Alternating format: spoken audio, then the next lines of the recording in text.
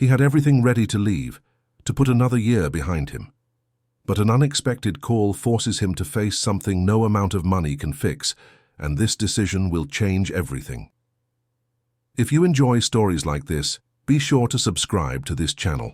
We post new content every day. Now back to the story. Ryan Miller adjusted the Patek Philippe on his wrist as he gazed out the window of his Upper East Side penthouse. The New York City skyline stretched before him like an empire he had built with his own two hands. At 38, he controlled a multi-billion-dollar conglomerate, owned apartments on 3 continents, and lived a perfectly orchestrated life where every minute was worth more than most people earned in a month. The Italian leather suitcase was already packed by the door. Destination: Aspen. First-class ticket, chalet reserved, his schedule cleared for 2 weeks. This was how Ryan ended every year, far away, alone, with no commitments that required more than his signature on multi-million-dollar contracts. Running away had become his specialty, and he had turned it into an art form. The phone rang as he was checking his last few emails before completely disconnecting from the corporate world. Unknown number. Ryan almost declined the call. He had no time for salespeople or journalists trying to pry a statement out of him about the financial markets, but something on the screen made him hesitate. The number had an area code he vaguely recognized. "Hello? Ryan." The voice on the other end of the line hit him like a gut punch. It had been 8 months since he'd last heard that tone, that soft cadence he once knew better than his own breath. "It's Chloe." Chloe Davis. The name echoed in his mind like a ghost from a past that insisted on haunting his present. She hadn't called once since they'd broken up, hadn't tried to make contact even when the tabloids speculated about a possible reconciliation. Her independence had always been one of the traits that both attracted and infuriated him the most. Chloe. He said her name as if testing the taste of something he had completely forgotten. "I wasn't expecting—" I know I shouldn't be calling. I know you don't want to talk to me." Her voice was different, heavy, with a weariness Ryan didn't recognize. "But it's about Michael." Michael, the 6-month-old baby who had his blue eyes and his mother's smile. The child who existed on the periphery of Ryan's life like an inconvenient reality, a detail he had chosen to handle bureaucratically. Punctual wire transfers, a generous education fund, lawyers handling the legalities, all very civilized, very distant, very safe. What happened? Ryan felt his stomach clench in a way he couldn't explain. "He's in the hospital. Bellevue. He's had a high fever for 2 days, and he had seizures last night." Chloe paused, and Ryan could hear the typical ER background noise, distant voices, beeping equipment, the controlled chaos of emergency medicine. "The doctors are running tests. They think it could be meningitis." Ryan's world stopped, literally stopped. The watch on his wrist kept ticking. The traffic below continued its relentless flow, but something inside him had frozen completely. Meningitis. He knew the word, knew the implications, the statistics that medical consultants had presented in corporate meetings about life insurance policies. "Ryan, are you there?" "I'm here." He looked at the suitcase, at the open laptop, at the entire carefully planned life that was about to fall apart. Do you need anything? I can wire money, get specialists." "It's not about money." Chloe's voice was firm, but Ryan detected a fragility beneath the determination. I thought you should know. He's your son, too." His son. The words ricocheted in Ryan's mind like stray bullets. For 8 months, he had managed to keep Michael in an abstract category. A responsibility, an obligation, a name on legal documents. Never his son. Never something that could wake him up in a cold sweat in the middle of the night, or make his hands tremble during a conference call. "Which hospital did you say?" "Bellevue, the pediatric ER." Ryan hung up and stood in the middle of the living room for several long minutes, his gaze alternating between the suitcase and the city below. He had 2 choices: carry on with his planned life or dive into a chaos he couldn't control or predict. The first option was safe, familiar, comfortable. The second was completely uncharted territory. He called his pilot. "Mr. Miller, we'll be at Teterboro in 40 minutes. The flight to Miami is on schedule." Cancel everything. The trip is off. Sir, is there a problem?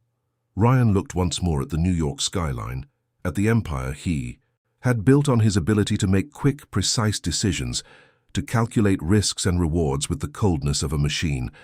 But there wasn't a spreadsheet in the world that could map what he was feeling right now.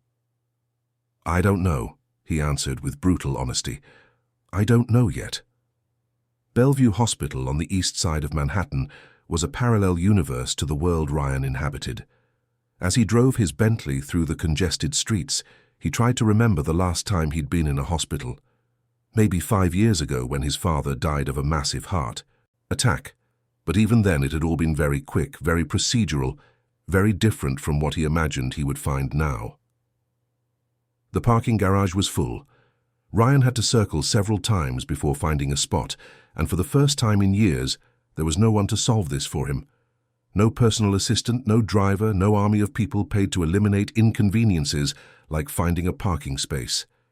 It was just him, alone, in a gleaming Bentley amidst 10-year-old Hondas and Chevys. The pediatric ER was a human anthill. Mothers with crying babies in their arms, children running. Between the plastic chairs, exhausted fathers staring into space with the expression of someone who no longer knows what to do. The air smelled of disinfectant, reheated food, and something indefinable that Ryan, after a few minutes, identified as pure fear. He scanned the room for Chloe and found her in a corner of the waiting area, alone in a blue plastic chair, staring intently at the door that led to the examination rooms.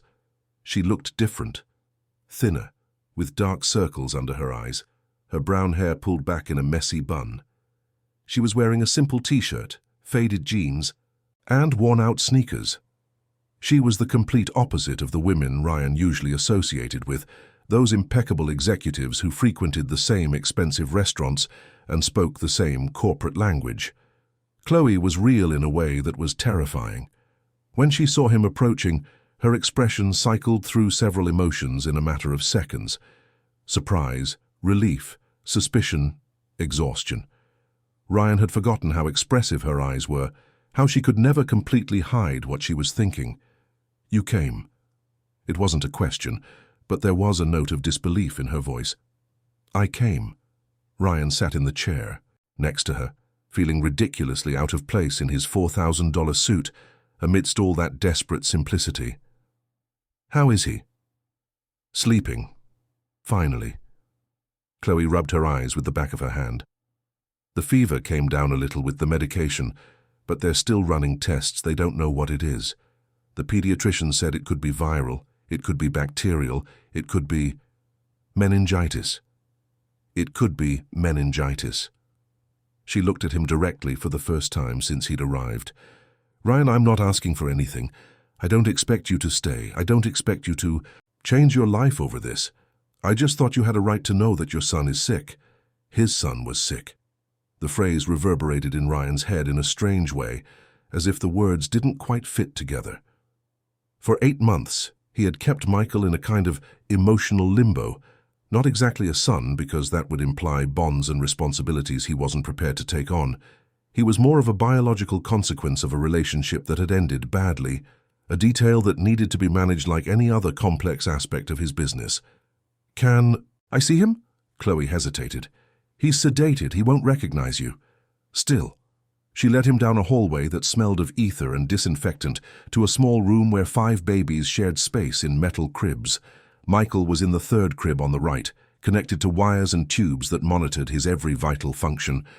He was smaller than Ryan had imagined, more fragile, more human. He had the same birthmark Ryan had on his shoulder, a small crescent moon his mother used to kiss when he was a child. For the first time in 8 months, Ryan looked at Michael and saw a son. The baby slept restlessly, his tiny fists clenched over a chest that rose and fell in a rhythm that seemed too fast. His face was pale, almost translucent, and Ryan could see the blue veins beneath the thin skin. It was impossible to look at that fragility and not feel something break inside his chest. How long have you been here? He asked quietly. Since last night, when the seizures started. Chloe was on the other side of the crib, her fingers gripping the metal rail as if it were the only thing keeping her from collapsing. I was giving him a bath when it happened. Suddenly he went rigid, his eyes rolled back, I thought he was going to die in my arms. Ryan pictured the scene. Chloe alone, with no one to help, watching her son have seizures and not knowing what to do. The thought disturbed him in a completely new way. Since he'd found out about the pregnancy, he had delegated all the emotional responsibility to Chloe, as if the fact that she was the mother automatically made her an expert on motherhood. He had never considered that she might be just as lost and scared as he was.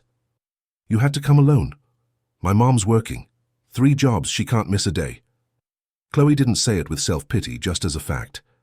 "I called an Uber, held him in my lap while the driver broke every traffic law to get here fast." Ryan tried to imagine the scene, Chloe in the back of a rideshare, holding a convulsing baby, probably crying in desperation as New York City sped by the window. The image hit him like a slap in the face. He had been at home, packing for a vacation that cost $15,000 a day, while his son was fighting a potentially fatal illness in the arms of a desperate mother.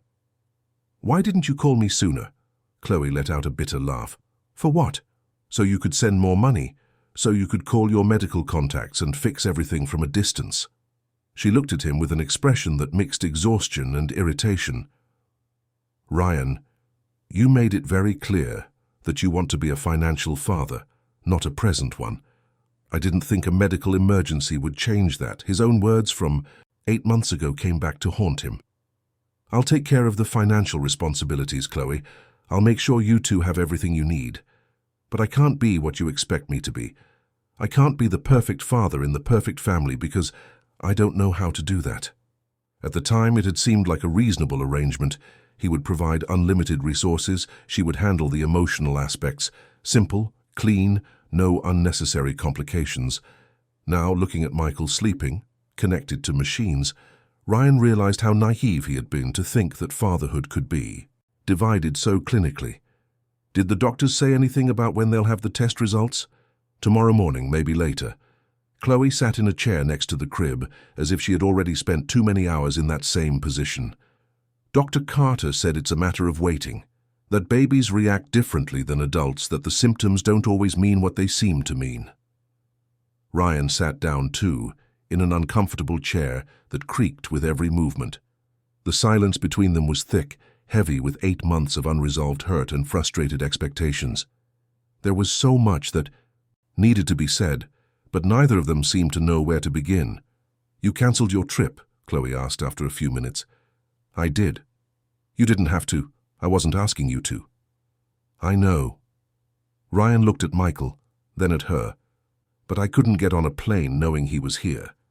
Chloe studied his face for a long moment, as if searching for signs of a lie or manipulation.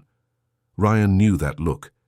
It was the same expression she used when he came home talking about cancelled meetings or postponed business trips, the expression of someone who had learned not to fully believe his words. "Ryan," she said finally, "I don't want you here if it's out of guilt. If it's because you think you should be here, or because it's what people would expect of a father. Michael isn't going to get better because you're spending your vacation in a hospital. What if I'm here because I want to be?" The question left his mouth before his brain could filter it. It was a possibility that even he hadn't fully considered, the idea that maybe he wanted to stay, regardless of moral obligations or social expectations. Chloe didn't answer right away. She just looked at Michael with that protective expression all mothers seem to have, as if they could transfer life force through their gaze. "You want to be here now," she said calmly, "in the middle of the crisis, when everything is dramatic and intense. But will you want to be here next week when he's fine but crying at 3 in the morning because his first tooth is coming in? Will you want to be here 2 years from now, when he throws a tantrum in the supermarket and everyone looks at you like you're an incompetent father?" Ryan had no answer for that. He didn't know if he would be able to handle everyday fatherhood, the mundane and repetitive aspects of raising a child. He only knew that in that moment, seeing Michael vulnerable and sick, something inside him had changed irrevocably. "I don't know," he admitted. "I don't know if I'll be a good father. I don't know if I'll be able to be present in the way you expect, but I know I can't pretend he doesn't exist anymore." It was the most honest thing Ryan had said in months, maybe years. Honesty wasn't a language he used often. In the corporate world, everything was strategy, positioning, information carefully filtered to produce the desired outcome. But here in this hospital, with his sick son just a few feet away, strategy seemed ridiculously inadequate. Chloe looked at him with an expression he couldn't quite decipher. There was surprise, certainly, but also something that looked suspiciously like hope. "Okay," she said after a long moment.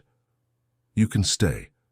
But Ryan, if you walk out in the middle of this, if you leave us hanging when things get tough, I won't forgive you. And more importantly, Michael won't forget. He may be little now, but kids can feel when they're abandoned." The word abandoned hit Ryan like a direct shot. That was exactly what he had done. Abandoned Chloe when he found out about the pregnancy, abandoned Michael before he was even born, abandoned any possibility of being a real family. The pattern was so clear it was embarrassing. "I understand. I hope you really do." Chloe stood up and walked to the crib, adjusting the blanket over Michael, with the automatic gestures of someone who had done it 1,000 times. "Because I've had my hopes up about you too many times.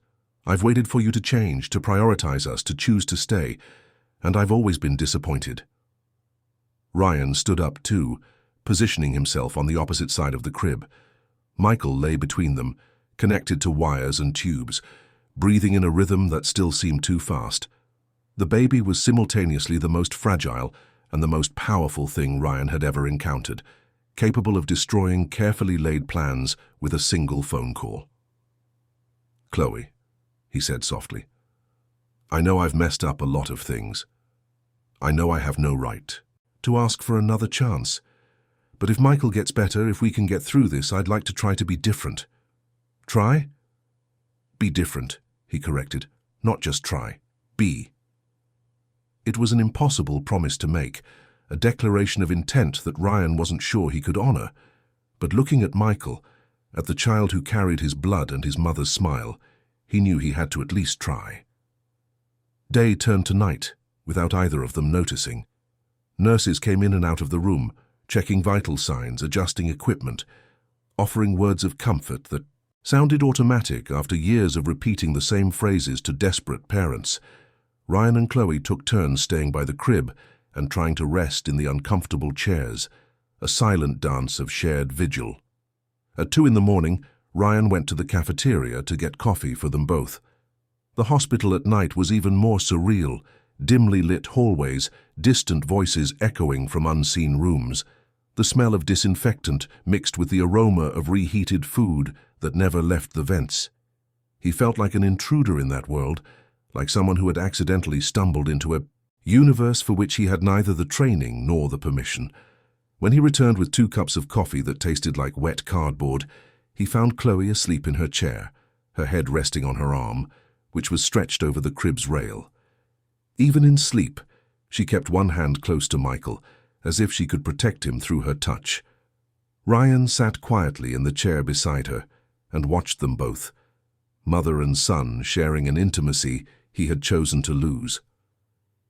It was in that moment, at 2:30 in the morning in a public hospital in New York City, that Ryan Miller began to understand that loving wasn't a decision you made once and were done with.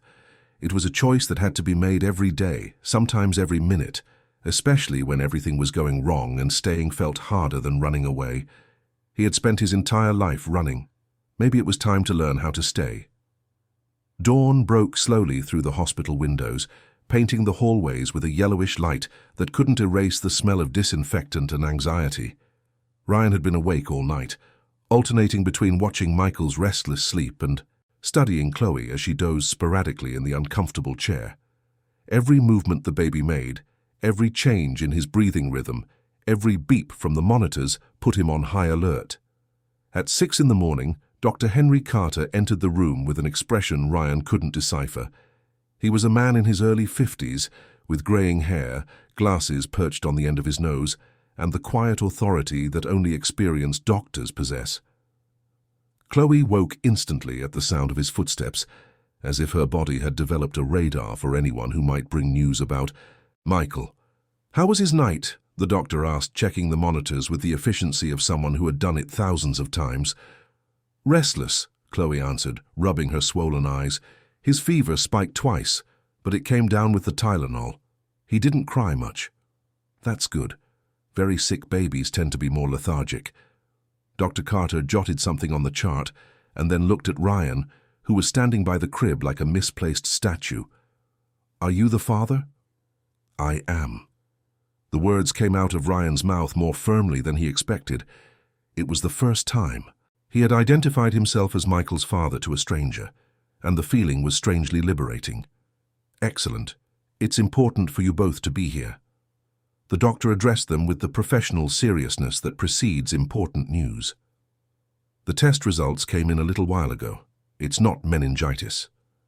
Ryan felt his knees go weak with relief. Chloe let out a sigh that sounded more like a choked sob, bringing her hands to her face as if thanking some specific deity who looks after 6-month-old babies. Then what is it? Ryan asked.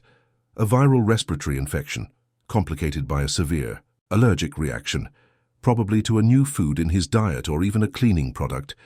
Dr. Carter explained in a didactic manner, accustomed to dealing with desperate parents who needed to understand every detail. It's serious, but completely treatable. We'll keep him under observation for another 2 days, continue the antiviral medication and antihistamines. If there are no complications, you can take him home early next week. Chloe started to cry. Not dramatic tears, but a silent, relieved weeping that made her look even younger and more vulnerable. Ryan had a strange impulse to hug her, to offer some kind of physical comfort, but he held back. He didn't have the right to console her. Not yet. Is there anything we need to do? Special care? He asked. Regular follow-ups with his pediatrician. Watch for any new symptoms. Avoid crowded indoor spaces for a few weeks. Dr. Carter closed the chart and looked at them with a paternal expression. And get some rest. You both look like you haven't slept in a week. After the doctor left, a strange silence settled between Ryan and Chloe. It was as if the tension that had held them together during the crisis had suddenly dissipated, leaving only two people who didn't quite know how to relate to each other when there wasn't a medical emergency as a backdrop. He's going to be okay, Ryan said, more to himself than to Chloe. He is. She wiped her tears with the back of her hand, and for the first time in 48 hours she genuinely smiled. I knew he would be, but getting the confirmation is a relief. Exactly. They stood there, looking at Michael, who finally seemed to be sleeping peacefully, without the constant agitation of the past few hours.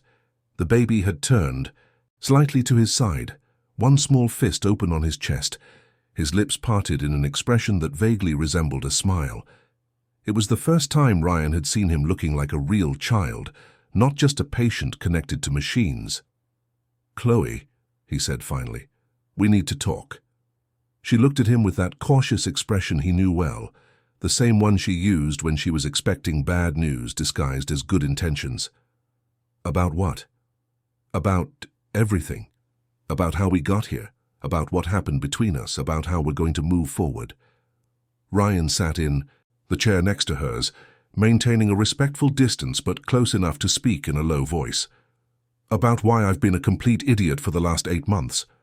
Ryan, no, let me talk. Please. He looked at his own hands, then at her. When you told me you were pregnant, my first reaction was to think about how to solve the problem. As if you and the baby were a problem that needed to be managed, not a family that was being formed. Chloe said nothing, but Ryan could see in her eyes that she was reliving that conversation. It had been on a Saturday afternoon in his apartment, after a lunch that had started romantically and ended in complete disaster. I was 29. You were 5 years younger. We were completely different. You worked for a human rights non-profit, earning in a year what I spent on a single business trip. You believed in causes, in social change, in making a difference in people's lives. I believed in spreadsheets and quarterly profits. Ryan paused, remembering how Chloe used to tease him about it. You always said I'd sold my soul to capitalism before I even knew I had. A soul to sell. You remember that? I remember everything. I remember you hated my friends because you thought they were too superficial. I remember I hated your friends because I thought they were too naive. I remember we fought every time I cancelled a date because of work, and we fought every time you refused to go to some corporate event with me." Chloe smiled faintly, but it was a melancholy smile. "We did fight a lot. About everything. But we also loved each other a lot." The words hung in the air between them like a dangerous confession. Ryan hadn't planned on saying it, but it was true. They had loved each other in an intense, self-destructive way, like two people who knew they were wrong for each other, but couldn't stay away. "We did," Chloe agreed softly. "That's why it hurt so much when you said you couldn't be the father I expected. I was scared. I know, but being scared is different from running away." Ryan nodded. She was right, as always. Fear was understandable, even justifiable. Running away had been a conscious act of cowardice. "Tell me about the pregnancy," he asked. "About carrying Michael. About the birth, about the first few months. I want to know." Chloe studied him for a long moment, as if deciding whether he deserved access to that part of the story. "The pregnancy was hard," she said finally. "Not physically. Michael was an easy baby from the start. But emotionally, I was alone. My mom worked 16 hours a day to make ends meet. My friends tried to help, but everyone had their own lives. And you? And I was sending money and thinking that was enough. You were sending money and disappearing, which are very different things." Chloe automatically adjusted the blanket over Michael. "I went to prenatal appointments alone, came home alone, set up the nursery alone. When he was born, you didn't even find out the same day." Ryan remembered that day. He was in a meeting in New York when he got the text message. "Michael was born at 2:30 p.m., 7 lbs, 19 inches. We're okay." He had read the message, had felt a strange pang in his chest, but he hadn't left the meeting. He had replied, "Congratulations. Glad you're both okay," and continued discussing corporate acquisitions as if nothing had happened. "I should have been there. You should have. But you weren't. And I learned I couldn't count on you for the important things." Chloe looked at him directly. "Ryan, I'm not telling you this to hurt you. I'm telling you because if you really want to be a part of Michael's life, you need to understand that he's already 6 months old. 6 months of first smiles, first words, first times he crawled. You missed all of that by your own choice." The truth hung in the air between them, like a silent accusation. Ryan had missed everything by his own choice, had consciously abdicated being a father when it mattered most. "What if I want to make up for lost time?" "You can't," Chloe said, with a frankness that stung. "What's past is past. Michael won't remember that you weren't there on his first day, but I will. I'll always remember having to cut the umbilical cord alone, having to call my mom crying in the middle of the night when he wouldn't stop crying, and I didn't know what to do." Ryan felt something break inside his chest. It wasn't just guilt. It was the painful realization that he had wasted, something he could never get back. "But," Chloe continued, "you can be present from now on. You can get to know the Michael he is today, not the baby you missed. You can build a new relationship with him, based on who you are now, not who you were 8 months ago. And with you, is it possible to build something new with you too?" The question slipped out before prudence could filter it. It was risky, premature, potentially destructive. But Ryan was discovering that brutal honesty was the only language that worked with Chloe. She took a long time to answer, looking back and forth between Michael and him, as if weighing possibilities that even she didn't fully understand. "Ryan, I don't know what I feel for you right now. I know I once loved you more than I thought it was possible to love someone. I know you hurt me in ways I'm still trying to understand, and I know that seeing you here, taking care of our son, makes my heart race in a way that should scare me. Should it? Because I promised myself I wouldn't fall in love with you again. I promised myself that if you ever came back, it would only be as Michael's father, not as something else." Ryan leaned slightly toward her, keeping his voice low so as not to wake Michael. "And what if I told you I haven't stopped thinking about you for a single day in the last 8 months? That I cancelled the trip not just because Michael was sick, but because hearing your voice reminded me what it was like to be happy. I'd say you're confusing nostalgia with real love. And what if I said you're right, that maybe it is just nostalgia, but that I want to find out if there's something real underneath it? Chloe was silent for several long minutes. When she finally spoke, her voice was filled with a vulnerability Ryan had rarely heard. Ryan, I can't afford to gamble with my heart again. Not just mine, Michael's too. If you want to be a part of his life, you have to be sure. You have to be willing to stay when things get hard, when the novelty wears off, when it's no longer dramatic and romantic. Like now. Now isn't dramatic and romantic. Now is real. She gestured toward the hospital room, the machines, the raw reality of having a sick child. Dramatic and romantic would be you showing up at my door with flowers asking for a second chance. Real is staying up all night in a hospital because your son has a fever. Ryan nodded. She was right, as always. Passion was easy. It was intense, addictive, full of promises that seemed impossible to break in the heat of the moment. But true love was this: staying up all night in a hospital, sharing uncomfortable silences, facing fears that had no simple solution. Chloe, he said, choosing each word carefully, I can't promise I'll be perfect. I can't promise I won't make mistakes, that I won't be scared, that I'll always know the right thing to do. But I can promise I won't run away again. I can promise I'll try to learn how to be the father Michael deserves and the man you deserve to have by your side from the beginning. Trying isn't enough. Then I promise I'll do it, even if it's hard, even if I don't know how at first. Chloe looked him in the eyes for a long moment, and Ryan had the impression she was searching for signs of a lie, of manipulation, of the same empty promises he had made in the past. Okay, she said finally, but we're going to take it slow, very slow. First, you learn to be Michael's father. Then, if you still want to, we can talk about us. It was more than Ryan had hoped for, more than he deserved. It was a chance to prove that he had changed, that he was capable of being more than the man who had run away when things got complicated. Thank you. Don't thank me yet. Thank me when you can change a dirty diaper at 3 in the morning without complaining. Ryan laughed, the first genuine laugh he'd had in days. That's going to be tough. It's going to be terrible. Michael produces poops that look like crimes against humanity. Great.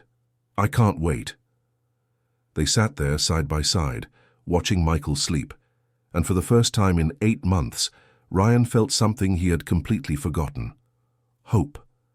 Not the easy hope of someone who believes everything will work out automatically, but the hard-won hope of someone willing to make it work. At 10 in the morning, a nurse brought Michael's breakfast, a bottle with a special formula he needed every 2 hours.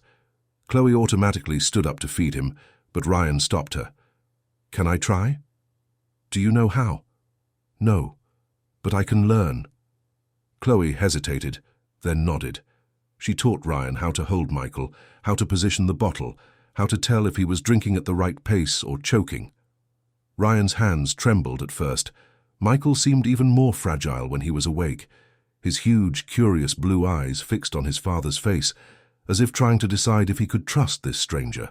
Relax, Chloe said softly. Babies can sense when we're nervous. I'm not nervous, I'm terrified. Same thing.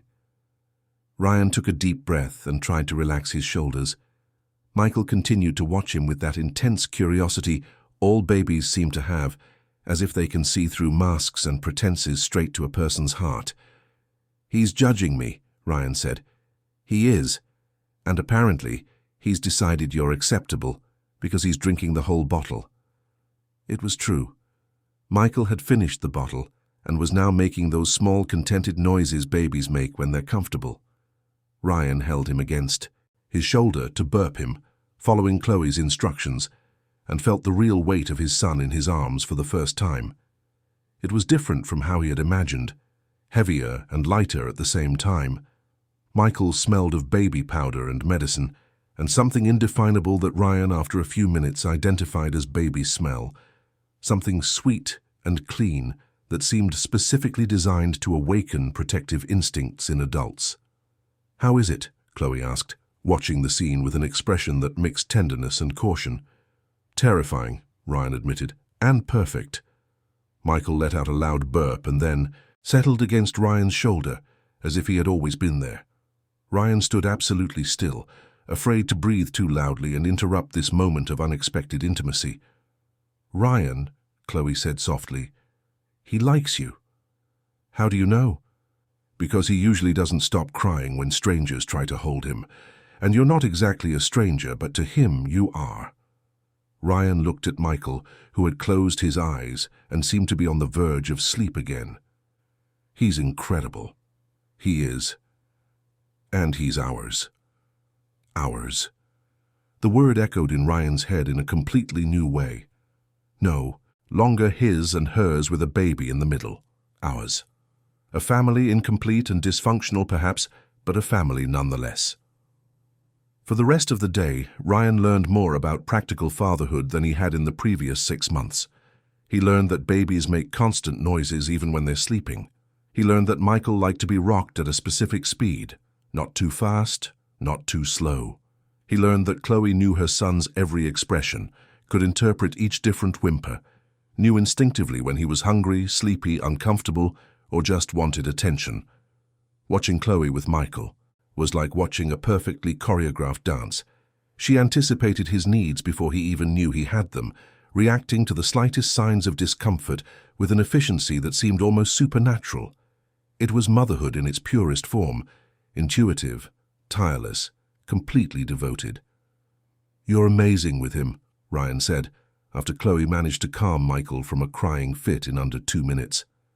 "I've had a lot of practice," she replied, but there was no bitterness in her voice, just a statement of fact. "Chloe, about the first few months, I know money doesn't make up for absence, but if you need anything—" "Ryan," she interrupted him gently, "it's not about money, it never was. It's about you being present, and you're here now. That's what matters." They ordered food from the hospital cafeteria, sandwiches that tasted like cardboard and juice that seemed to be made of water and artificial coloring. But Ryan couldn't remember the last time a meal had held so much meaning. He was eating with the woman he loved and the son he was getting to know in a public hospital in New York, and it was perfect in a way that dinners at 5-star restaurants never could be. "I need to tell you something," Chloe said as they were finishing their meal. "What?" "I was scared to call you yesterday." "Why?" "Because a part of me knew that if you came, if you stayed, I would start to hope again. And hoping when it comes to you has always been dangerous for me." Ryan stopped chewing and looked at her. "Why dangerous?" "Because you were always everything I wanted, and everything that was wrong for me at the same time. You were successful, smart, funny when you wanted to be, incredibly generous when you weren't afraid of getting too close, but you were also distant, a workaholic, incapable of prioritizing relationships when they competed with your career. And now? Am I still dangerous?" Chloe smiled, but it was a melancholy smile. "Now you're even more dangerous, because now you're here being attentive to our son, being honest about your mistakes, doing all the things I always dreamed you would do, and I don't know if it's real or if it's just because we're in a crisis." Ryan understood her fear. It was the same fear he felt, the possibility that the intense feelings of the moment were just her reaction to the medical emergency, not a genuine change in perspective. "Want to know the truth?" he said. "I don't know if it's real either. I don't know if when we go back to normal life, when Michael is well and there's no more drama, I'll be able to maintain this version of myself. At least you're being honest." "I'm trying to be. But Chloe, there's one thing I know for sure. I don't want to find out alone. I want to find out if I can be a better father and a better man with you by my side." Chloe didn't answer right away. She looked at Michael, who was awake but quiet, observing the world around him with that intense curiosity babies have. "Okay," she said finally. "We'll find out together. But Ryan, if you give up again, if you run away when things get tough, there won't be a third chance. I understand. I hope you really do, because Michael is just getting to know you now, and if you disappear from his life, you'll be hurting an innocent little boy who has nothing to do with our relationship problems." The weight of the responsibility Ryan was taking on hit him with full force in that moment. It wasn't just about winning Chloe back. It was about being a constant presence in Michael's life, about being someone a child could completely trust. "I won't let you down," he said, and for the first time, he was speaking not just with hope but with real conviction. "So," Chloe said, extending her small hand toward him, "let's start over. Officially." Ryan took her hand, feeling the familiar texture of the skin he had touched hundreds of times in the 2 years they had dated. But it was different now. There was a solemnity to the gesture, a promise being sealed not just between the two of them, but including Michael as well. "Hi," Chloe said, smiling for real for the first time in days. "I'm Chloe, Michael's mum. It's nice to meet you." "Hi," Ryan replied, smiling back. "I'm Ryan, Michael's dad. The pleasure is all mine." It was a simple new beginning, almost childish in its simplicity. But sometimes the most important new beginnings were like that. Small gestures that signified enormous changes, hands touching to promise futures they didn't yet know how to build. A week after they got home from the hospital, Ryan discovered that being a father in theory was completely different from being a father in practice. The difference between holding Michael for a few minutes in a sterile room and taking care of him in a 2-bedroom apartment in Williamsburg, Brooklyn, was the same as the difference between attending a swimming lesson and jumping into the ocean during a storm. Chloe lived in an old building on a quiet side street, the kind built in the 70s that had withstood the test of time more out of stubbornness than proper maintenance. The apartment was small, but cozy, decorated with thrift store furniture. She had restored herself and artwork from artist friends who couldn't pay rent by selling paintings. It was the complete opposite of Ryan's minimalist penthouse on the Upper East Side, where every object cost more than most people earned in a month. Ryan had tried to maintain some normalcy in his routine, splitting his time between the office and Chloe's apartment, but he was discovering that babies don't respect corporate schedules. Michael would wake up crying at 3 in the morning, demanding a bottle, poop at the exact moment Ryan needed to take an important call from London, and had a supernatural ability to spit up on any piece of clothing that cost more than $500. "You're wearing a suit to give him a bottle," Chloe observed one Thursday morning as Ryan appeared in the kitchen dressed for a board meeting. "I have to work," he said, trying to balance Michael on his hip while holding a bottle and answering messages on his phone. "I can't just stop running the company." "No one's asking you to stop, but maybe you could stop running the company dressed like you're going to a state funeral." Ryan looked at his reflection in the refrigerator, a $3,000 Armani suit, an Italian tie, handmade shoes. Next to him, Chloe was wearing an old t-shirt stained with baby formula and a pair of sweatpants that had seen better days. The contrast was impossible to ignore. "I don't have any other clothes here." "Then buy some, or you're going to keep looking like an executive in a dad costume." Chloe took Michael from his arms with the natural efficiency of someone who had done it 1,000 times. "Ryan, you don't have to dress like a CEO to be a good father. You can just be you." The problem was, Ryan wasn't sure who just him was when he wasn't dressed like a CEO. The expensive clothes, the Swiss watch, the German car, it was all part of a carefully constructed identity that protected him from the world and his own insecurities. Taking off the corporate armor meant being vulnerable in a way he didn't know how to handle. "I'll buy some more casual clothes," he said, but it sounded like a reluctant promise.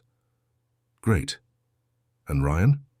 When you bring the new clothes, maybe you could bring some of your things and leave them here, so you don't have to go back and forth all the time." It was a disguised invitation, Chloe's subtle way of saying she wanted him to stay longer, to establish himself more permanently in her and Michael's life. Ryan felt something tighten in his chest, not fear exactly, but the recognition that he was being invited into something much bigger than sporadic visits. "Are you sure?" "I'm sure. Michael likes it when you're here.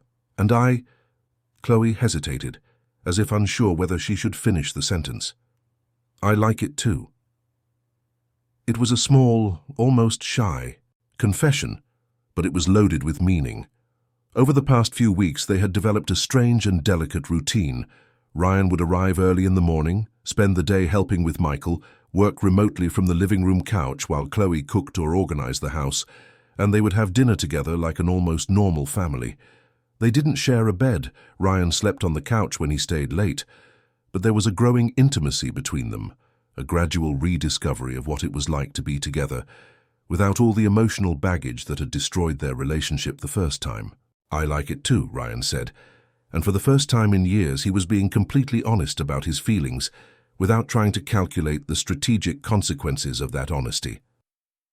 That afternoon, on his way to a meeting at the office, Ryan stopped at a department store and bought jeans, t-shirts, sweatshirts, sneakers, clothes he hadn't worn since college. The salesman looked at him with a confused expression, clearly not understanding why a man in a business suit was buying clothes that looked like they belonged to a college student. "It's for my son," Ryan explained, which only added to the salesman's confusion, since the clothes were obviously his size. When he arrived at the office, his assistant, Amanda, looked at him as if he had completely lost his mind. "Mr. Miller, the board of directors has been waiting for 15 minutes, she said, glancing at the shopping bags he was carrying. "And you look different." Ryan looked at his reflection in the glass wall of his office. His hair was a mess. He had a stain of what could be either baby formula or spit up on his lapel, and he was carrying bags from a popular store that definitely didn't fit the ultra-sophisticated corporate environment where he worked. "I am different," he agreed, "and that's okay." The board meeting was a disaster, not because Ryan didn't know the numbers or couldn't defend the company's strategies, but because his mind kept drifting back to Michael and Chloe. While the other executives discussed acquisitions in Latin America, Ryan wondered if Michael had taken his medication on time. While they analyzed projections for the next quarter, he wondered if Chloe was getting any rest. "Ryan," said Edward Bastian, the chairman of the board and Ryan's mentor for over a decade, "are you all right? You seem distracted." "I'm fine, just dealing with some personal matters." "Personal matters?" Edward raised an eyebrow. Ryan had never mentioned personal matters in all the time they had worked together. "Anything we can help with?" "No, it's complicated." "Ryan," said Monica Alvarez, the only woman on the board, with a smile that mixed understanding and amusement. "You have the look of a new father. Did you just have a baby?" The silence in the room was absolute. All eyes turned to Ryan, who suddenly found himself in a situation he hadn't anticipated having to face so soon. In the corporate world he inhabited, personal and professional lives were strictly compartmentalized. Successful executives didn't bring domestic problems to work, didn't get distracted by crying children during important conference calls. "Yes," Ryan said finally, deciding that honesty was the only viable option. "I have a 6-month-old son. I'm learning to be a father." The reaction was mixed. Some board members seemed genuinely happy for him, while others were clearly concerned about the impact family responsibilities might have on Ryan's performance as CEO. Monica Alvarez was the first to speak. "Congratulations, that's wonderful, and it completely explains why you look like you haven't slept in a week." "Thanks, and no, I haven't." Edward, on the other hand, seemed less enthusiastic. "Ryan, this is news to all of us. You've always been very private about your personal life." His voice had that carefully neutral tone executives use when they're worried, but trying not to sound worried. "Will this change affect your availability for international travel, your commitment to the company's expansion?" The question was loaded with subtext. Edward wasn't just questioning Ryan's schedule. He was questioning whether he would still be able to maintain the obsessive focus on work that had brought him to the top of the company. "My commitment to the company remains the same," Ryan said, but as he spoke he realized it might not be true. "But yes, I might need to adjust a few things. Maybe I won't be able to travel as frequently. Maybe I'll need a bit more flexibility in my hours." "Flexibility," Edward repeated, as if the word were a completely alien concept in the corporate vocabulary. "Yes, flexibility." Ryan leaned forward in his chair, adopting the posture he used when he was about to close a major deal. "Edward, I built this company from the ground up over the last 15 years. I worked 16-hour days, gave up relationships, hobbies, anything that wasn't directly related to profits and growth. And you know what I discovered? That a successful company without a meaningful personal life is just a very well-managed golden cage." The silence in the room grew even thicker. Ryan was saying things that executives simply didn't say in board meetings, questioning assumptions that were considered absolute truths in the corporate world. "Ryan," Edward said calmly, You're going through a period of adjustment.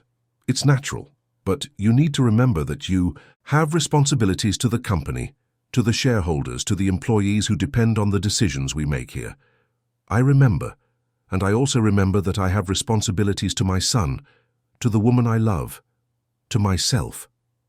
Ryan stood up, picked up his shopping bags, and looked at each board member individually.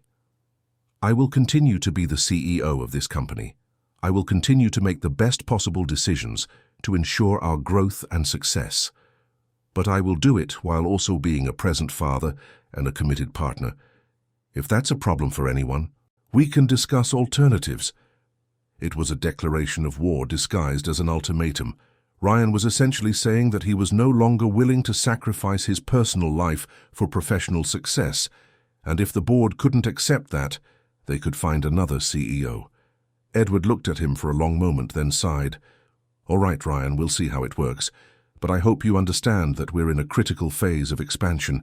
This isn't the best time for experiments with work-life balance." "I understand, and I assure you the company will not be harmed." Ryan left the meeting knowing he had burned some important bridges. Edward and other conservative board members wouldn't easily forget that he had prioritized family over business in a public discussion. But for the first time in years, Ryan felt aligned with his own priorities. When he arrived at Chloe's apartment late that afternoon, she was in the living room giving Michael a bath in a small plastic tub that fit perfectly on the coffee table. Michael was splashing water everywhere while Chloe tried to wash him, both of them soaked and obviously having a great time with the mess. "I'm home," Ryan announced, dropping the shopping bags at the entrance. "Welcome to the chaos," Chloe said, trying to keep Michael from slipping out of her hand as he thrashed enthusiastically in the water. "Today we discovered that someone really likes bath time." Ryan took off his jacket, loosened his tie, and came closer. "Can I help? Can you hold him while I get the towel? But be careful, he's slippery." Ryan held Michael with extreme care, feeling the baby's warm, wet skin against his palms. Michael looked at him with that intense, curious expression, then smiled, a big, wet grin that showed the pink gums where his first teeth would soon appear. "He smiled," Ryan said in disbelief. "He did. Just for you." Chloe returned with a yellow towel covered in rubber ducks. "I think he's decided he likes you." "Oh yeah? How do you know?" "Because he doesn't smile at just anyone. He's very selective with his smiles." Chloe wrapped Michael in the towel, creating a small human burrito who seemed completely content with life. "And because he stops crying when you come home." Home. Chloe had said home, referring to her apartment, as if Ryan already lived there, as if it were natural for him to arrive every afternoon to help with Michael and have dinner as a family.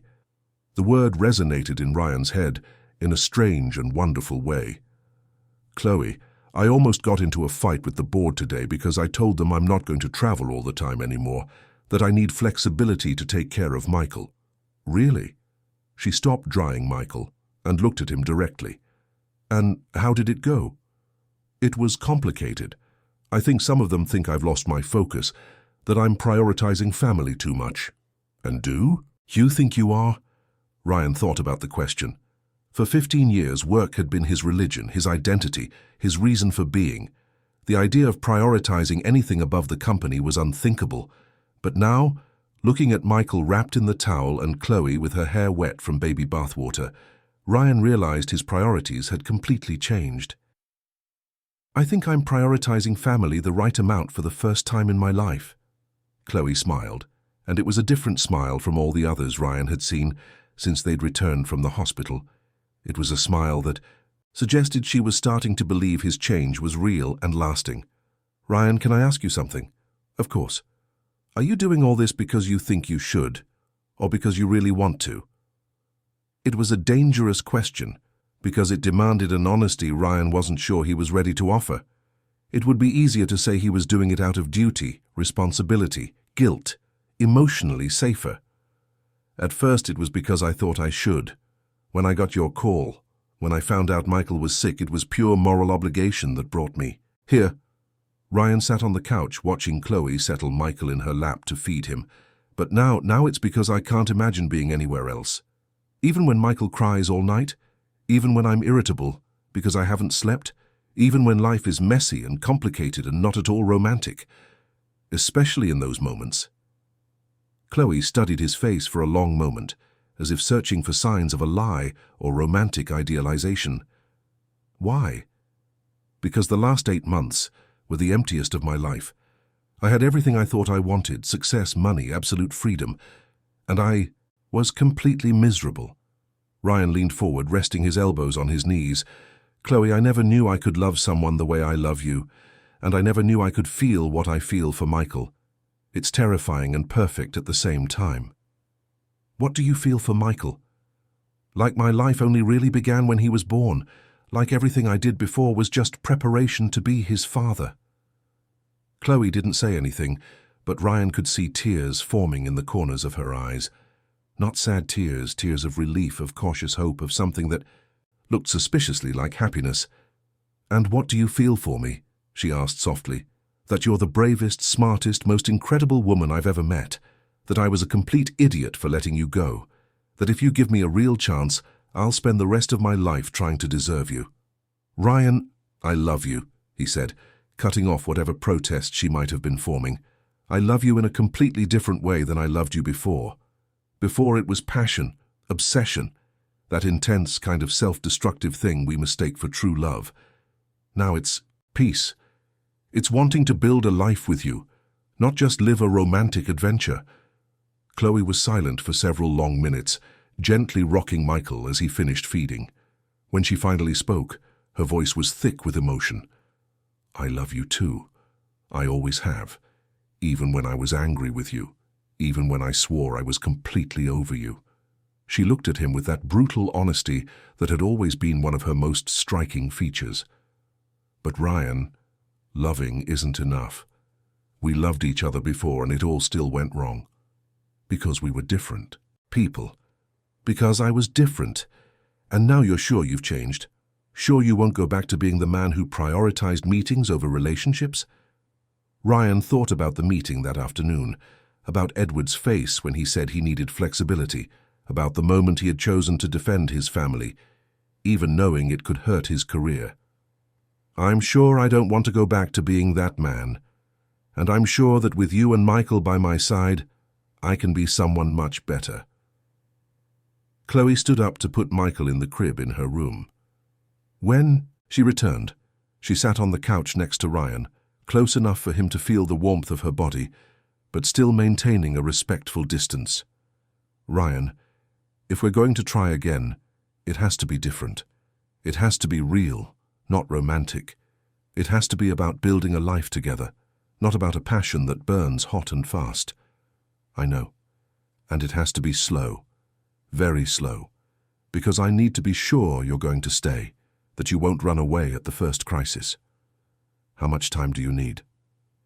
Chloe smiled, and for the first time in weeks it was a completely carefree smile. I don't know. We'll figure it out day by day. Ryan reached for her hand, and Chloe took it without hesitation. It was a small gesture, but loaded with meaning, hands intertwining, promising patience, promising they would figure out together how to rebuild what had been lost. Can I stay for dinner? He asked. You can. But I should warn you I'm cooking, and you know my culinary skills are questionable. Perfect. I can't wait to eat something that doesn't cost $50 a plate. They laughed.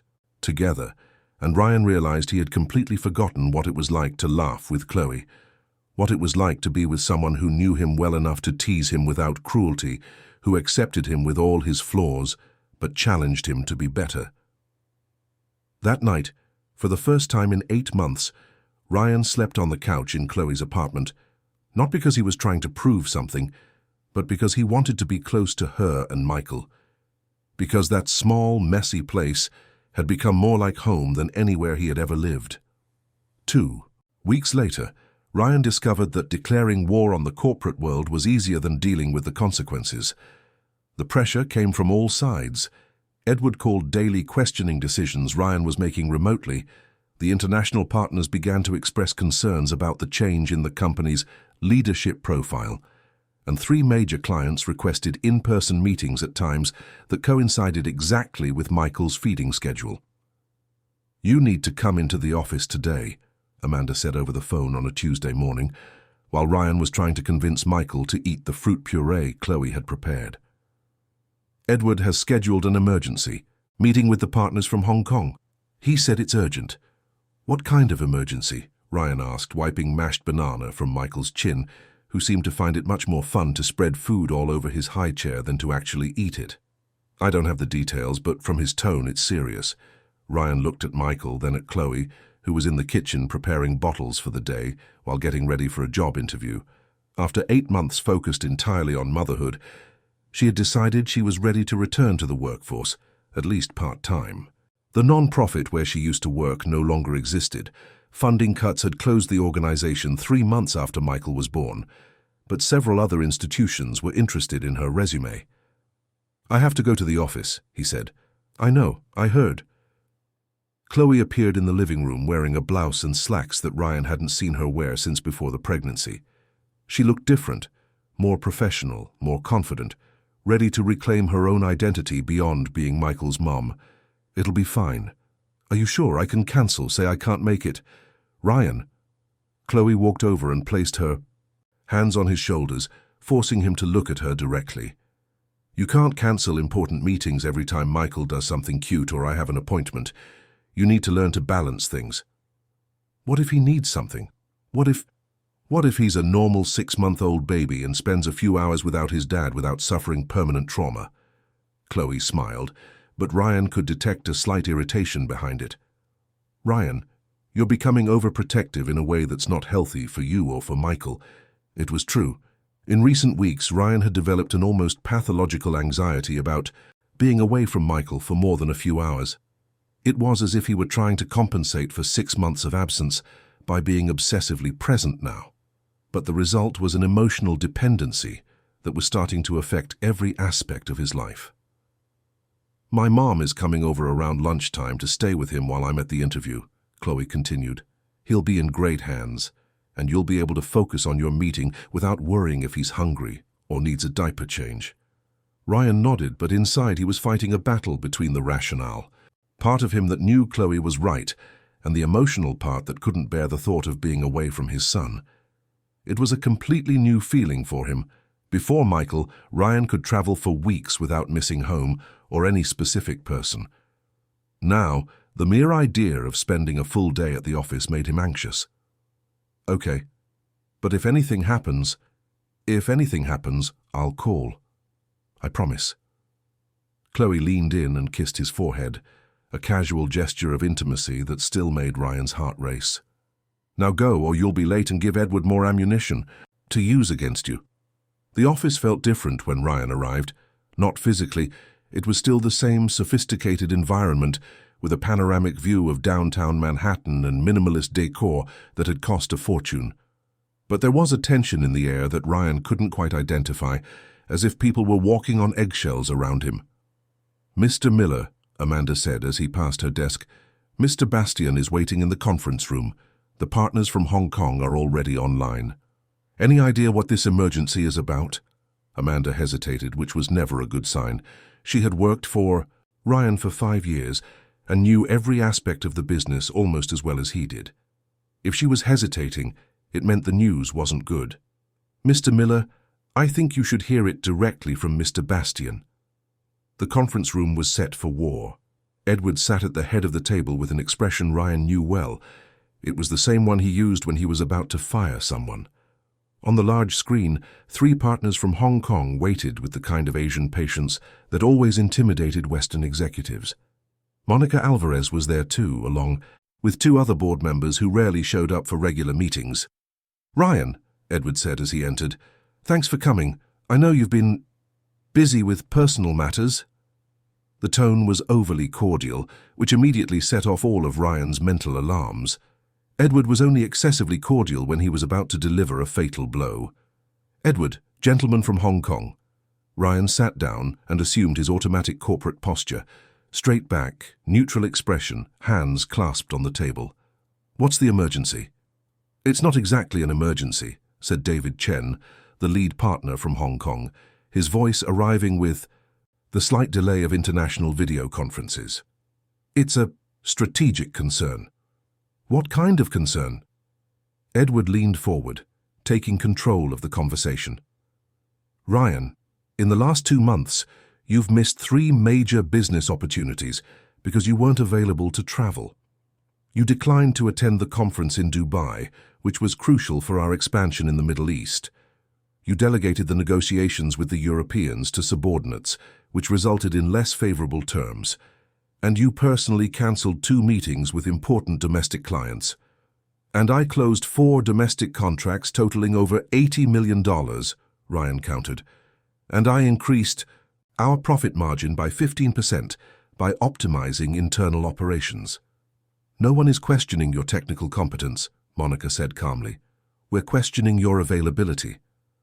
My availability is appropriate for my responsibilities. Your responsibilities as CEO, Edward said, or your responsibilities as a father? The question was loaded with subtext. Edward wasn't just questioning Ryan's priorities, he was suggesting that he had become incapable of prioritizing the company over his family. My responsibilities as a complete human being, Ryan said, keeping his voice calm but firm. Edward, for 15 years, I lived exclusively for this company. I worked 16-hour days, gave up. Relationships, hobbies, anything that wasn't directly related to profits. And you know what the result was? Burnout, depression, a completely empty personal life. And a company valued at $2.5 billion, David Chen added dryly. Yes. And a company valued at $2.5 billion that will continue to grow under my leadership, but with a CEO who has a balanced and sustainable life. Edward exchanged glances with the other board members, and Ryan knew immediately that they had discussed this before the meeting. This wasn't a spontaneous conversation, it was a carefully planned intervention. Ryan, Edward said in the paternal tone he used when he wanted to seem like he was doing a favor while delivering a blow, we appreciate your new perspective on work-life balance, we really do, but you need to understand that you're in a leadership position that requires sacrifices. What kind of sacrifices? The kind of sacrifices you've always made, until recently. Total availability, exclusive dedication, absolute priority to the company's interests. Ryan looked at each person at the table, then at the 3 screens where the Hong Kong partners awaited a response. He knew exactly what was happening. They were offering him an impossible choice between family and career, betting that he would choose his career as he always had in the past. And what if I say I'm not willing to make those sacrifices? Absolute silence in the room. Then Edward sighed, as if genuinely saddened by the turn of the conversation. Then we would have to consider whether you're still the right person to lead this company. It was an ultimatum disguised as paternal concern. Ryan was being emotionally blackmailed. Either he went back to being the obsessive workaholic he had always been, or he would lose the position he had built over 15 years. I see, Ryan said calmly. You're asking me to choose between my family and my career. We're asking you to go back to being the leader you've always been, Monica said. The Ryan we know and respect wouldn't let personal matters interfere with corporate decisions. The Ryan you knew was a deeply unhappy man who used work to escape any kind of real emotional responsibility. He was also the Ryan who built one of the most successful consulting firms in the country, said David Chen. Ryan was silent for a few minutes, processing what was being said and what wasn't. They weren't just questioning his new approach to work. They were attacking his choice to be a present father, his decision to prioritize Michael and Chloe. How long do I have to decide? He finally asked. 1 week, Edward said. We need a decision by Monday. Ryan stood up, adjusted his tie and looked at each person at the table one more time. I don't need a week, he said. My decision is this. I will continue to be the CEO of this company, but under the conditions I've set. Smart work, not obsessive work. Dedication, not self-abandonment. Balanced leadership, not self-destruction disguised as professional commitment. If that's not acceptable to you, I accept my termination. Ryan, Edward said, clearly surprised by the firmness of his response. "You're making a mistake. You're throwing away 15 years of work because of my family." "Yes. I'm throwing away 15 years of obsessive, self-destructive work to build a life that's actually worth living." Ryan walked out of the room, knowing he had probably just destroyed his career. But for the first time in 15 years, he felt completely aligned with his own priorities. The phone rang as he was in the elevator heading down to the parking garage. "Ryan, it's Chloe. Can you come home now?" Something in her voice set off all of Ryan's alarms immediately. What happened? Is Michael okay? Michael's fine, but something happened. Something bad. Ryan felt his stomach drop. "I'm on my way." The New York traffic had never seemed slower. Ryan drove through the city like a man possessed, weaving through cars, honking at pedestrians, doing everything he could to get to Chloe's apartment as quickly as possible. The entire way his mind created catastrophic scenarios. Michael had gotten sick again. Chloe had been hurt. Some tragedy had struck, while he was arguing about spreadsheets and corporate projections. When he finally arrived at the apartment, he found Chloe sitting on the couch with Michael in her lap, both apparently physically fine, but the expression on her face was one of complete devastation. "Chloe, what happened?" "Sit down," she said, indicating the space next to her on the couch. "You need to sit down for this." Ryan sat, his heart beating so fast he was sure Chloe could hear it. "Tell me." "My job interview went well, really well. They liked my resume, my experience, my approach to social issues." Chloe was stroking Michael's hair automatically, a gesture Ryan had learned she did when she was nervous. "They offered me the job." "That's great. Why do you look like that?" "Because the job is in D.C." Ryan's world stopped, literally stopped. The clock on the wall kept ticking. The traffic below continued to flow, but something inside him had frozen completely. "D.C., he repeated, as if he hadn't understood. "It's a 2-year project with the Department of Justice, working on human rights, specifically child and adolescent protection. It's exactly the kind of work I've always wanted to do, Ryan. It's my dream job." 2 years in D.C. 2 years, with the possibility of an extension if the project is successful. Ryan tried to process the information, but his mind seemed unable to accept what he was hearing. Chloe wanted to move to Washington, D.C. with Michael, for 2 years, possibly more. "And you want to take it?" Chloe looked at him with that brutal honesty that had always been her trademark. "Ryan, this is my dream job. It's the opportunity to work directly on building public policies that could change the lives of thousands of children. It's everything I've ever wanted to do professionally. I understand." "You do?" "I understand that it's an incredible opportunity. I understand that it's exactly the kind of work you've always wanted to do, and I understand that you're going to take it." Chloe was silent for a long moment. "I didn't say I'm going to take it, but you will. Ryan, Chloe, you spent 8 months taking care of Michael practically on your own. You gave up your career, your dreams, your financial independence. Now the perfect opportunity comes along and you're not going to take it because of me." "It's not just because of you. It's because of what we're building together." Ryan looked at Michael, who was sleeping peacefully in his mother's lap, oblivious to the drama unfolding around him. In a matter of hours, Ryan had lost his job and was now possibly about to lose his family too. "When do you have to give them an answer?" "Tomorrow." "And when would you have to start?" "Next week." Ryan nodded, trying to maintain a neutral expression even as he felt like he was falling apart inside. "That's really fast." "It is. They're in a hurry because the project has already started and the person in the position resigned." Chloe leaned toward him. "Ryan, I can turn it down. I can say it's not the right time, that I have commitments here." "You can't." "Yes, I can." "No, Chloe. You can't turn down the opportunity of a lifetime for me. I wouldn't let you do that. Even if it means we'll be apart." "Even if it means we'll be apart." It was the hardest thing Ryan had ever said in his life. Every word cut like a blade, but he knew it was the truth. He couldn't ask Chloe to. give up her professional dreams the same way he had given up his own for so many years. "Ryan, there's an alternative." "What is it?" "You could come with me." The suggestion hung in the air between them like a possibility that was simultaneously tempting and impossible. Ryan moving to DC would mean leaving New York, leaving his company, starting a new life in a new city, in a new career.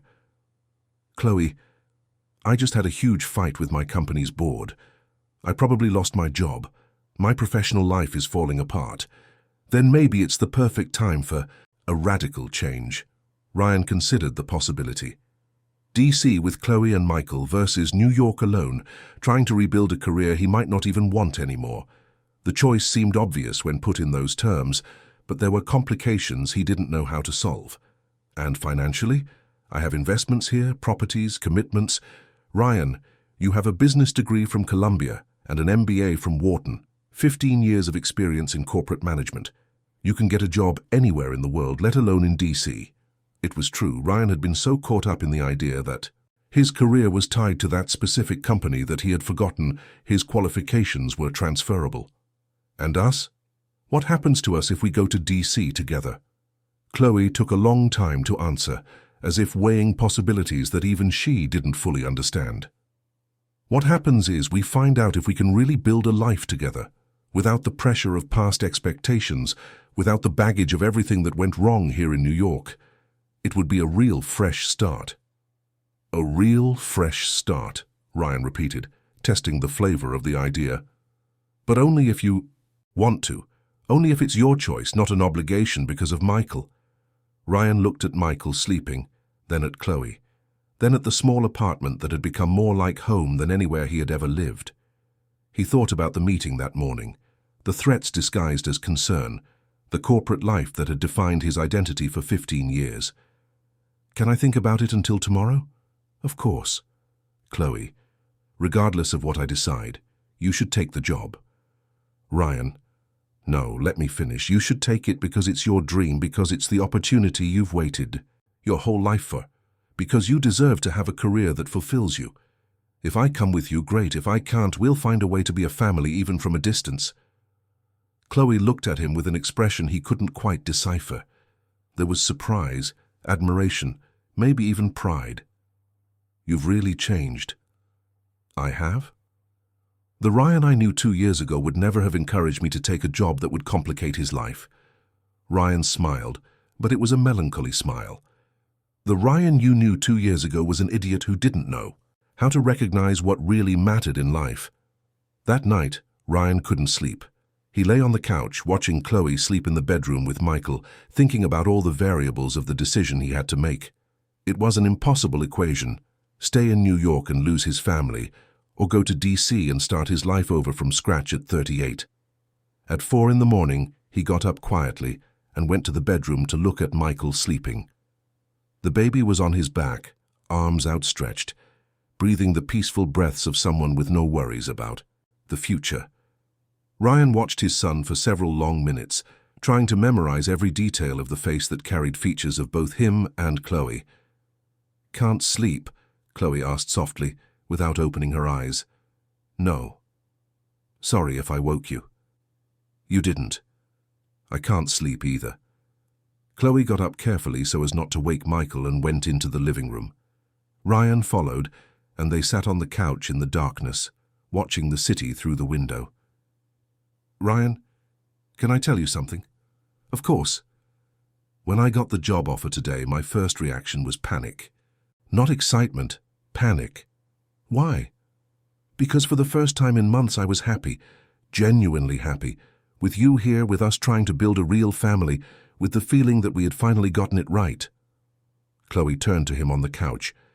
"And then suddenly this opportunity appeared that could destroy everything." "It won't destroy everything." "It will if you don't come with me."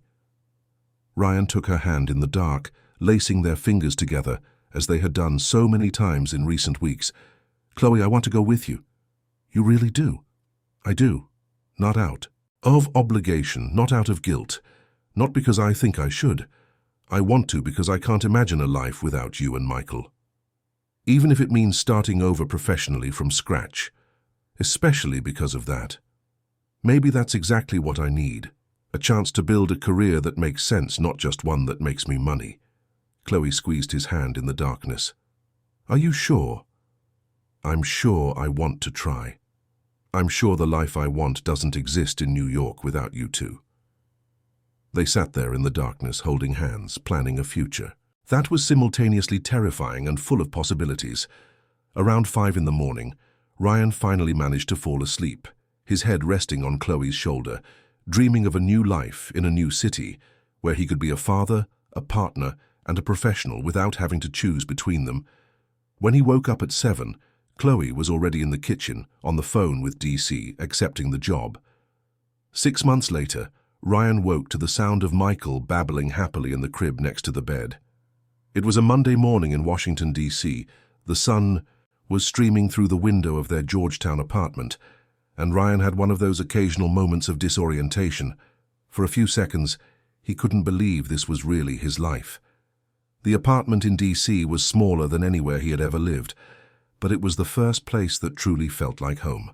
Chloe had insisted on decorating it with practical furniture instead of sophisticated pieces, with space for Michael to play instead of impressing visitors. It was cozy in a way his previous apartments had never managed to be.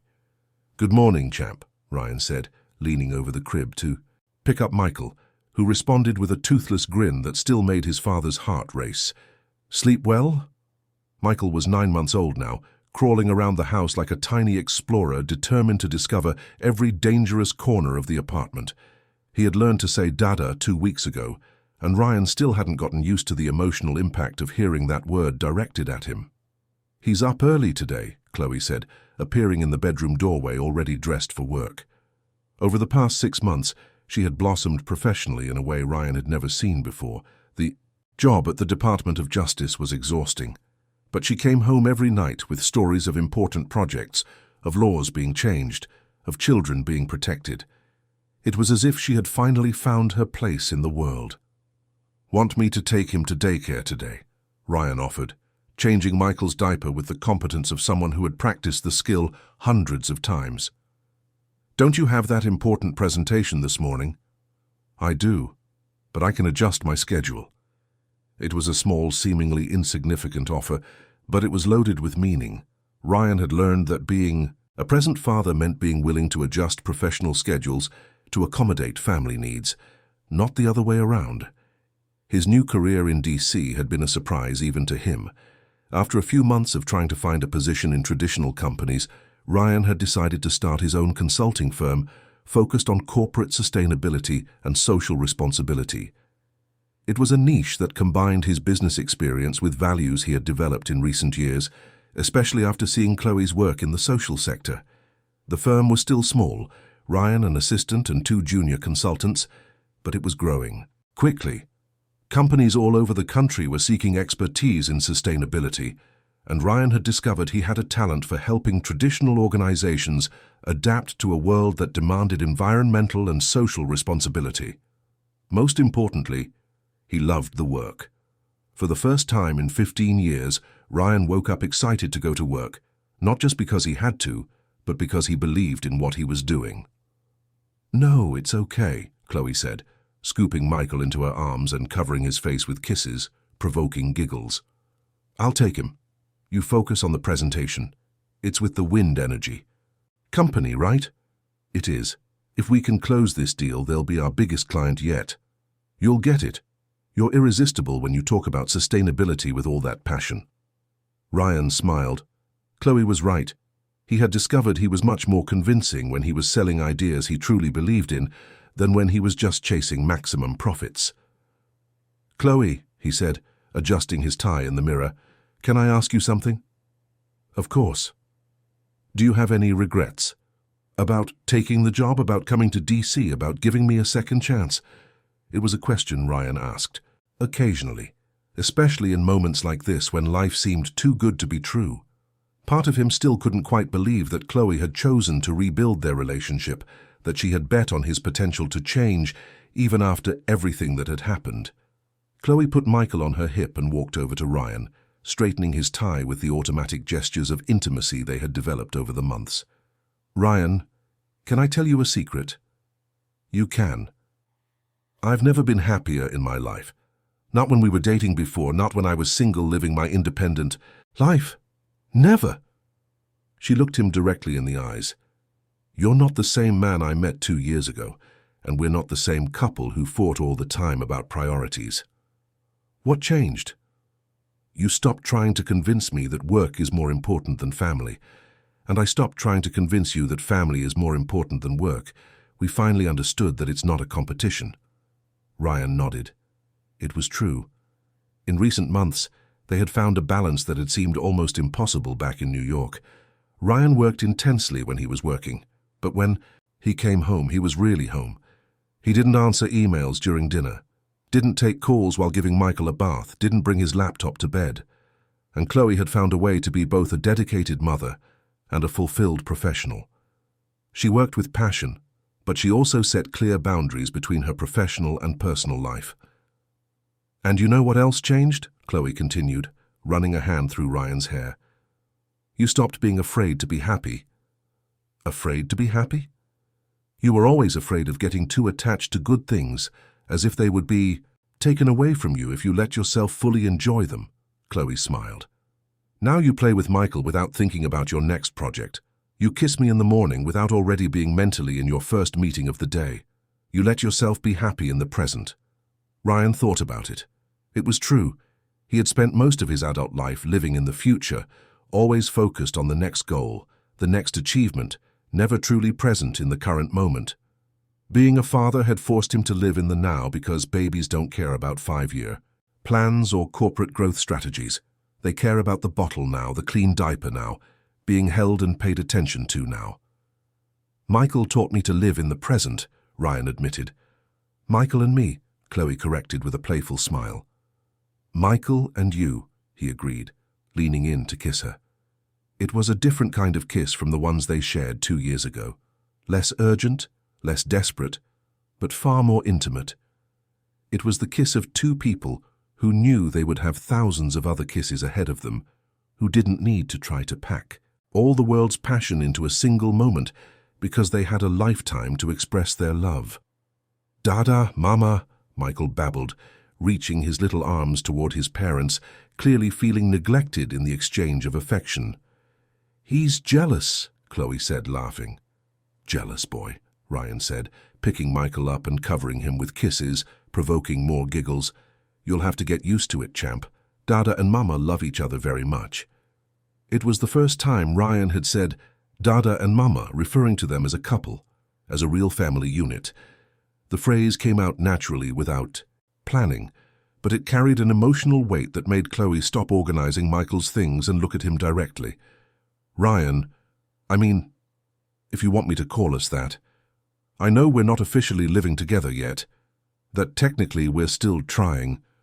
Ryan, Chloe interrupted, let me talk. He stopped his nervous rambling and paid attention. I don't want to try anymore. I want to commit. I want you to officially move in. I want us to stop pretending this is temporary. I want Michael to grow up knowing he has a real family. Ryan's heart sped up in a way it hadn't since the first time Chloe had told him she loved him 2 years ago. Are you sure? I've never been more sure of anything in my life. Even knowing I might leave dirty socks lying around and forget to put the toilet seat down.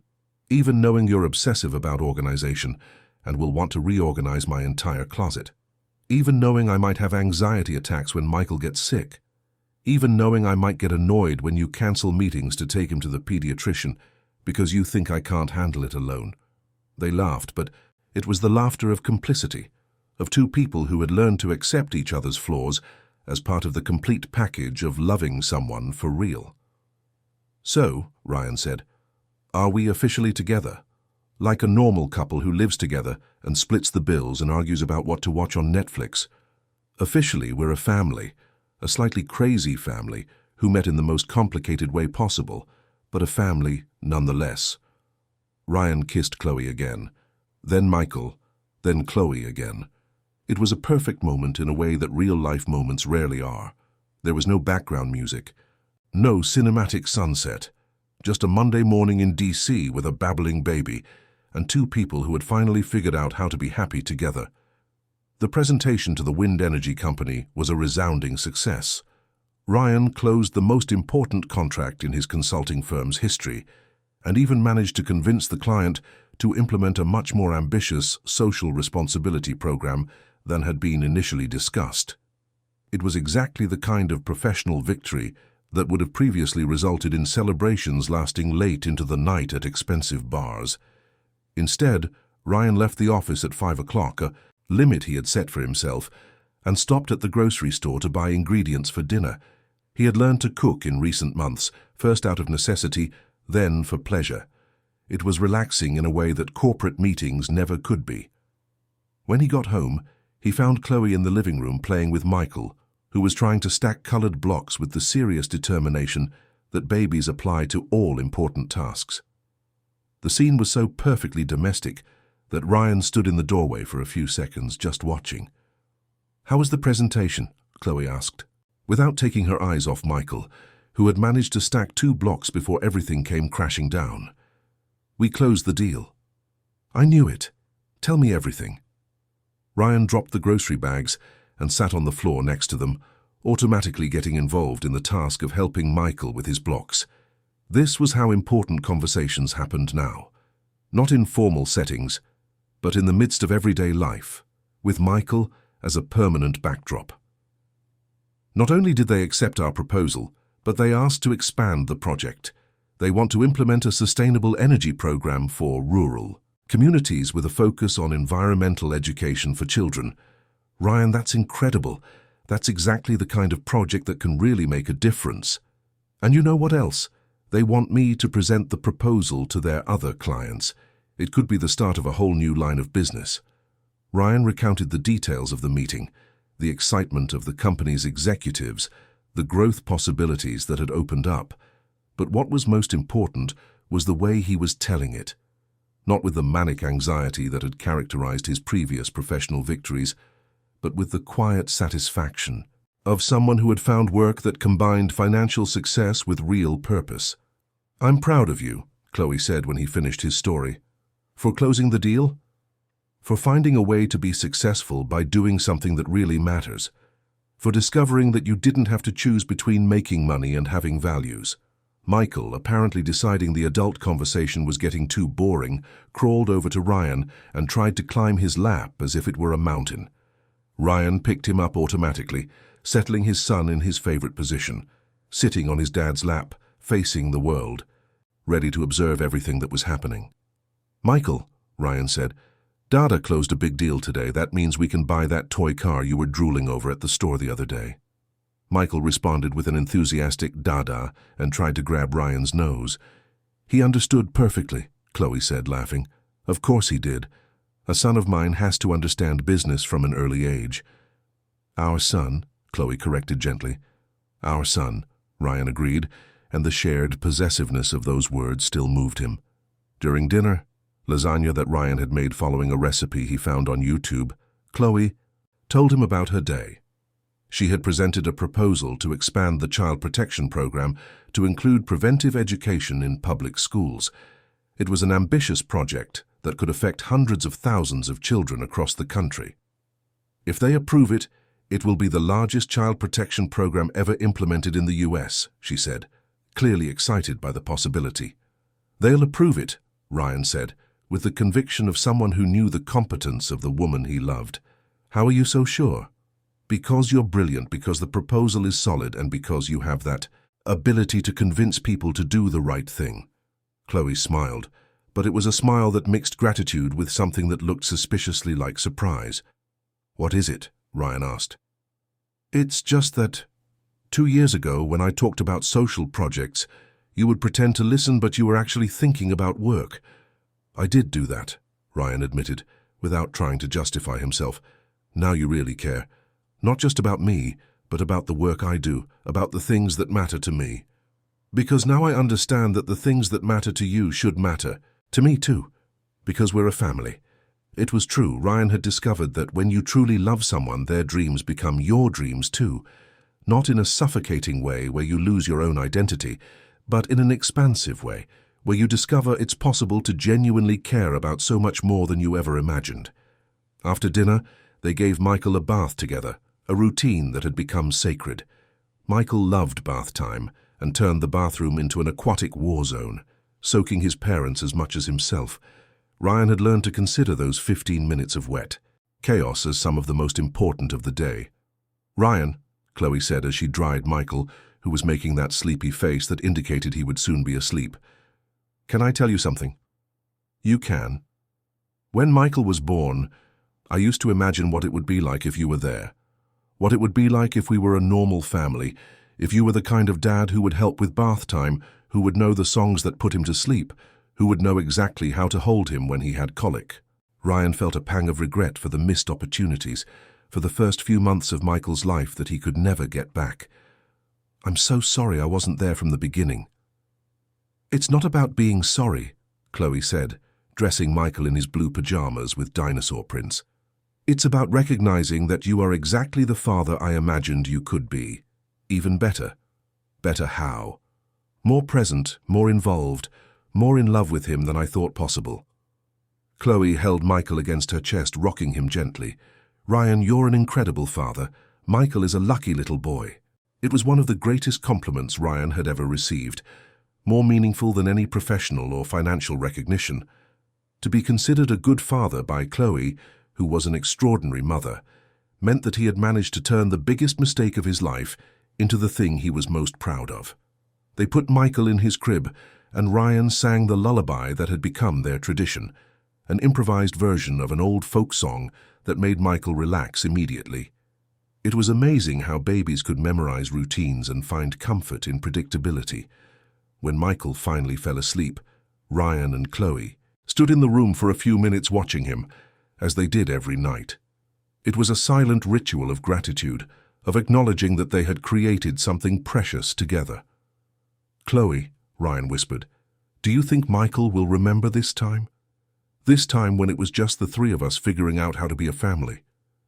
"Maybe not consciously," she whispered back, "but he'll remember the feeling of being loved, of being safe, of having parents who love each other and love him. That gets stored in a different way." In the living room they sat on, the couch and Chloe snuggled against Ryan in the way that had become natural over the months. It was a physical intimacy that had developed gradually, without rush, based on comfort and trust, more than urgent passion. "Ryan," Chloe said, her head resting on his shoulder, "can I ask you a question?" "You can. Are you happy? Truly happy, not just content or satisfied?" Ryan thought about the question. Happiness had been an abstract concept for most of his life, something other people seemed to have, something he hoped to achieve when he reached the next professional or financial goal. But now, sitting on the couch of a rented apartment in D.C., with the woman he loved snuggled against him and his son sleeping in the next room, Ryan discovered that happiness wasn't a destination you reached, but a state of mind you chose. "I am. For the first time in my adult life, I'm completely happy. Even though you lost everything you built in New York." "Especially because I lost everything I built in New York," Ryan said with a laugh. "I discovered that none of it was mine. They were just things I had, not things that defined me." Chloe pulled back slightly to look him in the eyes. "And you don't miss it? The power, the status, the luxurious life? You know what I miss? Absolutely nothing." Ryan ran a hand through her hair, a gesture that had become automatic. "Chloe, I lived in a 2,000-square-foot apartment and felt lonely all the time. Now I live in an 800-square-foot apartment and I feel complete." "Why?" "Because now I have a family. I have people who love me for who I am, not for what I own. I have a job that makes sense. I have a life worth living." It was true. Ryan had discovered that the difference between an empty life and a full life wasn't in the number of zeros in his bank account or the size of his apartment, but in the quality of the relationships you build and the meaning you find in your daily activities. "Ryan," Chloe said, hesitating as if unsure whether she should ask the next question, "do you think we can last? Like, forever last?" "Why are you asking?" "Because it's too good to be true. Because 6 months ago we were practically strangers, and now—" She gestured vaguely toward the room where Michael was sleeping, the apartment they had turned into a home, the life they had built together. And now we have all this. Ryan understood her fear. There were also moments when he couldn't fully believe the reality of the happiness they had found, moments when he expected to wake up and discover it was all an elaborate dream. "Chloe, can I tell you a secret?" "You can. I wake up every day thinking I'm going to screw something up, that I'm going to do or say something that will remind you why we didn't work out the first time. And then what? And then I look at you sleeping next to me, or I see Michael smiling at me, or I remember how much I love the work I'm doing, and I realize I can't screw it up because I'm not pretending to be someone I'm not. I'm being exactly who I am." "Who are you?" "A man who loves you and Michael more than I thought it was possible to love anything. A father who wants to be present in his son's life. A partner who wants to build a real family with you. That's who I am, and that's who I want to keep being for the rest of my life." Chloe was silent for a long moment, processing his words. "Then yes," she said finally, "I think we can last forever. Even when we fight, even when I'm stubborn or you're impossible. Especially in those moments, because now we know how to forgive each other, how to talk about problems instead of running from them." Ryan nodded. It was true. They had learned, through much trial and error, how to navigate conflicts without destroying their relationship, how to disagree without hurting each other, how to be honest with each other without being cruel. "Chloe," Ryan said, taking her hands and lacing their fingers together, "I want to ask you something." "What?" "Marry me." The words left his mouth without planning, without strategy, without the careful deliberation he usually applied to important decisions. They were just the honest expression of a desire that had been growing inside him for months. Chloe sat absolutely still, her eyes wide with surprise. "What?" "Marry me. Not now, not tomorrow, but eventually. When you're ready, when we're absolutely sure this is what we want. Marry me. Because I want to be your husband. I want Michael to have married parents. I want us to be an official family in the eyes of the whole world. Ryan, you don't have to answer now. You can think about it. You can wait as long as you want. I just wanted you to know that this is what I want. You, Michael, a life together, forever." Chloe looked at him for a long moment, and Ryan could see emotions passing over her face like clouds in a moving sky. "Ryan," she said finally, "I don't need to think." His heart stopped. "No?" "The answer is yes." "Yes?" "Yes. I want to marry you. I want to be your wife. I want Michael to have married parents. I want us to be an official family." Chloe smiled, and it was a smile that lit up her entire face. "I want all of it, Ryan. With you." Ryan kissed her then, and it was a different kiss from all the others they had shared. It was a kiss that sealed promises, that celebrated futures, that acknowledged the miracle of two people who had been completely lost and then found each other again in a way that was stronger and more true. When they pulled apart, they were both crying and laughing at the same time. "Michael is going to have married parents," Ryan said, his voice thick with emotion. "He's going to have a real family," Chloe agreed. They held each other on the couch, planning a future that seemed both impossible and inevitable. There was no date set, no rush, just the certainty that they had found something rare and precious that deserved to be protected and celebrated. At 11 o'clock, when they went to bed, Ryan stopped once more at Michael's doorway to watch him sleep. "He has no idea," Chloe said, appearing beside him. "About what?" "That he just got a complete family." Ryan put his arm around Chloe's shoulders and pulled her close. "We're the ones who got a complete family," he corrected. "Michael was always ours. We were the ones who needed to learn how to be his." It was true. Michael had been the catalyst that forced Ryan to confront his own limitations and fears, that compelled Chloe to expand her definition of family to include the possibility of forgiveness and new beginnings. The baby had been the unwitting teacher who taught two adults how to truly love. "Ryan," Chloe said as they finally lay down, "there's one more thing I want to tell you." "What?" "I love you. Not just the father you've become, or the man you're trying to be. I love you, completely, with all your flaws and virtues and complexities. I love you too, Ryan replied. I love your strength, your intelligence, your ability to believe in the best in people even when they disappoint you. They fell asleep that night as a family for the first time, not just three people sharing a space, but three people who truly belonged to each other. And when Ryan woke up the next morning to Michael babbling in the crib beside the bed and Chloe smiling at him with that sleepy expression he had learned to love, he knew with absolute certainty that he had finally found what he had spent his whole life searching for without knowing he was looking: a place in the world where he could be completely himself and be loved for exactly that. The story that had begun with a desperate phone call on New Year's Eve had transformed into the quiet construction of a life worth living. Ryan had learned that redemption doesn't come in grand dramatic gestures, but in the daily choice to be better, to be present, to love with courage and consistency. And Michael, who still couldn't say much more than Dada and Mama, had become the inadvertent architect of a family that neither of his parents had known was possible to build. It was, finally, the kind of ending neither of them had dared to dream of. Not perfect, not without its challenges, but real, lasting and full of true love.